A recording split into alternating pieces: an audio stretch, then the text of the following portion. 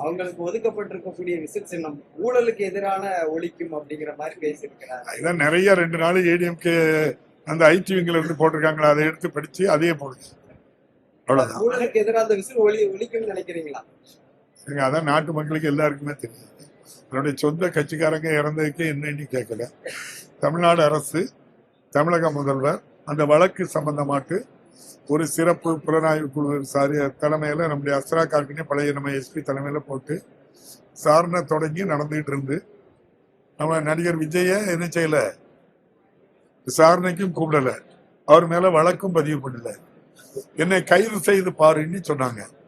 இப்போ அவங்களே போய் ஒரு போலீஸ், நம்முடைய மாண்புமிகு முதல்வர் இருக்க போலீஸ் எங்களுக்கு நியாயம் கிடைக்காதுன்னு எங்க போயிருக்காங்க, சிபிஐ விசாரணை வேணும் அப்படின்னு சொல்லி உச்ச நீதிமன்றத்தில் வழக்கு போட்டு இப்போ நம்முடைய பாரத பிரதமருக்கு கீழ் செயல்படுகின்ற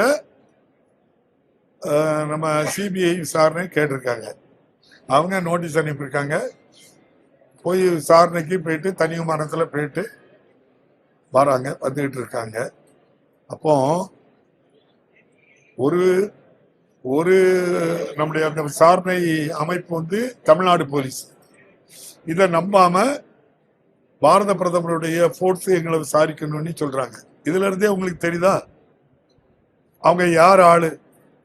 நம்முடைய மாண்புமிகு முதல்வர் தனக்கு விரோதமாட்டு இதை கொண்டு போயிடக்கூடாது, பாரத பிரதமர்னா நமக்கு விரோதமா கொண்டு போக மாட்டாங்க. ஏன்னா அவர் சொல்லிதான் நம்ம கட்சி ஆரம்பிச்சிருக்கோம். அதனால நம்முடைய பல இடங்கள்ல சொல்லுவாங்க, எனக்கு அது உடன்பாடு இல்லையான்னு தெரியல. ஓவைசின்னு ஒரு நாடாளுமன்ற உறுப்பினர் இருக்காங்க. அவங்க வந்து முஸ்லீம் இயக்க ஒரு கட்சி வச்சு அதில் வராங்க. அவங்க வந்து பிஜேபிக்கு ஆதரவாட்டு தான் இந்த கட்சியை நடத்துறாங்க. அதே மாதிரிதான் இங்க தமிழ்நாட்டு ஓவைசி தான் விஜய்னு சொல்றாங்க. நான் பத்திரிகையில் படிச்சேன்.